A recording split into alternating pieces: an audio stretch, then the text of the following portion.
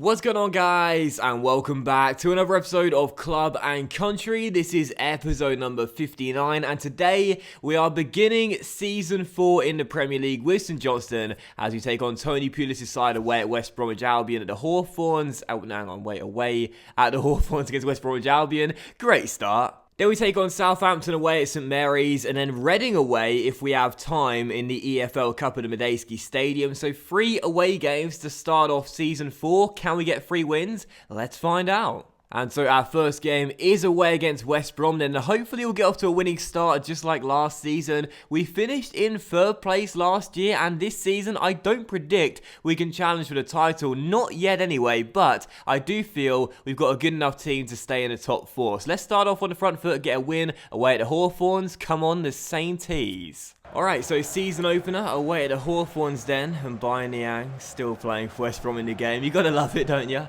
And hoping for a win in this one. And again, this season, I really do want to stay in the top 4. I know the board have said it's okay if we drop out of it and finish 5th, 6th, or 7th. But to me, I want Champions League once again. And I want to continue to make progression year after year and not take steps backwards. So got to start off on the front foot, get these 3 points, show these teams we're here to stay. There's Ryan Fraser for us, through towards Ryan Christie. Debut boys linking up, Christie through towards Tony. What? And what fires it just wide. Last season's Golden Boot winner, and if we are to finish in the top 4 again, we know that Tony will need to play a massive part once more. So very close there to already getting off the score sheet this season, just couldn't hit the target. Now Fraser on the ball, takes around a couple of players, through towards Dougie Reid, Reid through towards Tony, Tony out wide towards Oliver Burke, stays onside, goes for goal, great save by the goalkeeper. We're putting the pressure on, but West Brom are doing enough to keep the score at 0-0.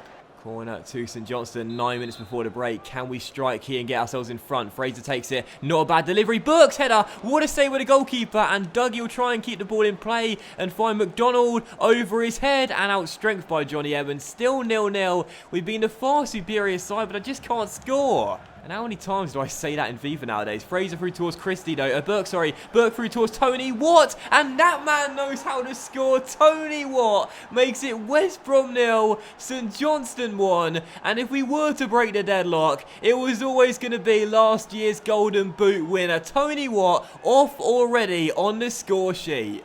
Really nice ball inside as well by Burke to Tony. Keeps his composure, drills it into the bottom corner. And it is 1-0 to the Sainties, 5 minutes before the break. I mean, this guy is just unbelievable. He's taken Griffith's place now as our new number 9 for Scotland. He's always going to be our number 9 up top for St Johnstone, it seems. He's too indispensable. When you think about all the players we've got here, there are so many players we want to keep hold of. Dougie Reid, first potentially special player. Logan Reid as well. Ollie Burke, so good too. But Tony Watt is just as valuable as Burke is storming forward and fires it just wide the post. McDonald, back to Ryan Christie. Christie will play it across towards Kingsley. Controlling tempo quite nicely here. And Kingsley through towards Dougie Reid. Now Reid back heels towards McDonald. McDonald on the ball. Looks for Tony Watt. Great build-up and a great save by the goalkeeper. Come on, don't concede now, don't concede now. Ball inside, and a great chance here, but Barry shows his strength, wins it back, and secures the points. Final score, West Brom 0, St Johnstone win, St Johnstone 1, and we do win, and get a much-deserved 3 points to start the season. Only one team in it really, dominated possession, the far superior side. A great way to start season 4. Start as you mean to go on. More results like this one, and maybe we could challenge for the title. And just before we move into the second of 3 games today, we are completing a new signing. Oliver McBurney has just accepted his 5-year deal and is coming in for £1.25 million. Quite an expensive salary to pay for a 71 overall striker, but I feel we need more depth in that position. He adds that, and he's not too bad of a youngster either. And yes, guys, 23 is still young. Trust me, I'm 24 and I still feel young. Sort of, not really anymore. But anyway, McBurney's stats, as you can see, he's, decent enough, I suppose, physically, well-rounded, nicely balanced, and 78 finishing, 80 shot power too. Not terrible. And as a third-choice striker at 6'2", I think he'll be alright. And he may well make his debut in the second game of today's episode as we take on the Saints away at St Mary's. Can we make it 2 from 2 to start the season off just like last season? Let's hope so. Come on, St Johnstone. There's nothing else to say. Let's get into the game. Well, last season, this fixture was the one where we had our fantastic unbeaten streak finally end, the longest one of this series.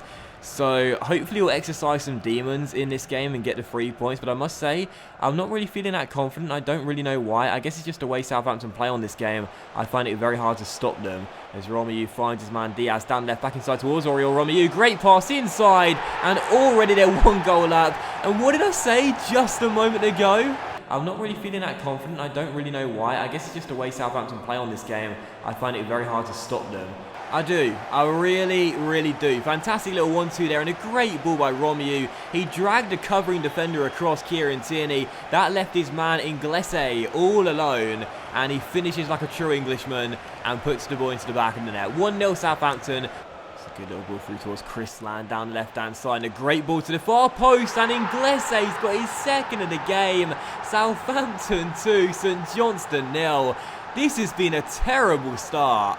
And that man Inglese is just tearing me apart. Cedric down the right-hand side, keeps on going. Does he want to cross? No, he'll find McCabe on the edge of the area all alone. And Logan Reed has to stop it from getting embarrassing.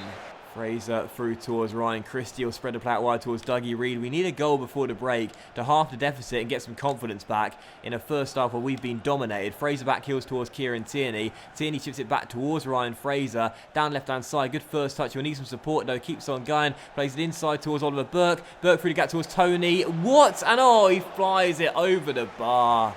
Ryan Christie through the gap towards Fraser. Great chance here. The new boys linking up. Fraser inside the area. The man in the red and white shirt left him, and Fraser said, "Thanks for the space, bruv. I'll show you what I can do." First goal for St Johnstone. I don't know who that was in the area. It might have been Florian Gardu _ More concerned with the run of Ryan Christie. Instead, he should have been worrying about the other Ryan, because that's a great strike by Fraser. His first for the C&Ts. 2-1 back in the game. I've said so many times before, when you're in those situations, don't think about passing. Just keep on going. Put your head down, drive forward, and keep on running. Because the covering defenders are always worried about the supporting teammates for you running forward. Now, Burke through towards Kingsley. And a chance here possibly to get us back on level terms. Tony Watt sent down the right. Great ball there by the former Swansea man. Tony Watt inside the area. Tried to go for the spectacular. McCarthy makes the save. Well, we may have won the first game, but this is not really good enough from us. We lose the second. Already a defeat this season away against Southampton, and Southampton dominated possession, and I really struggled to contain them in this game.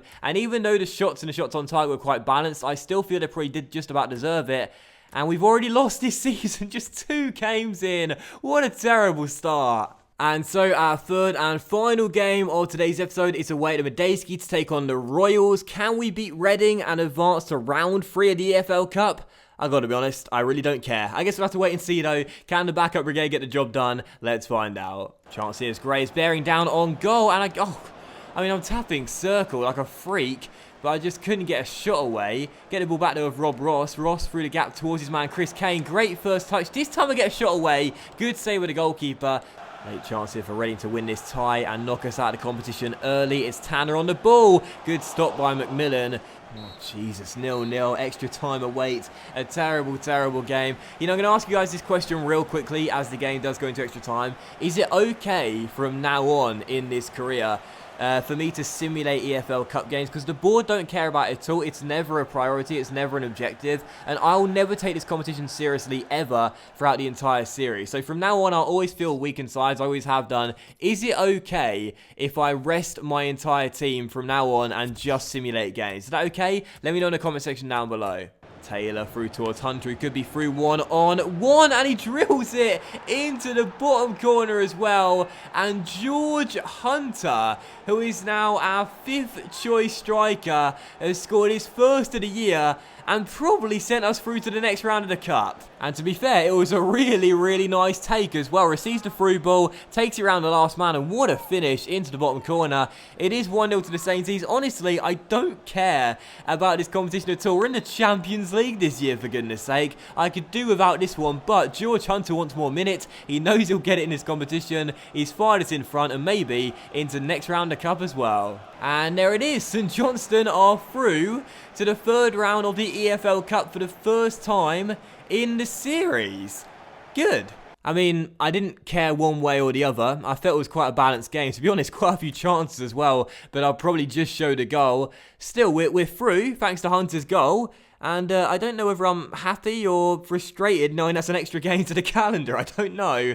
But we're through. We're through. You can tell I'm not really a big fan of the domestic cups in England, at least in the game. In real life, I certainly don't mind, considering what's happened this season. But in the game, especially not in the EFL Cup, I couldn't care less. But anyway, guys, that will end today's episode of Club and Country. So a big thank you for watching. I really hope you have enjoyed it. If you have enjoyed today's episode of C&C, then please do leave a like, as likes are, of course, very much appreciated. And they really help the channel grow as well. Much love to you all. Have a great day. And I'll see you for the next episode of Club and Country, featuring transfer deadline day and the final, and no, it's one of the two final games of the Euro qualifiers very soon. I had to mess it up there at the end, didn't I? It was a good outro, and then I completely messed it up.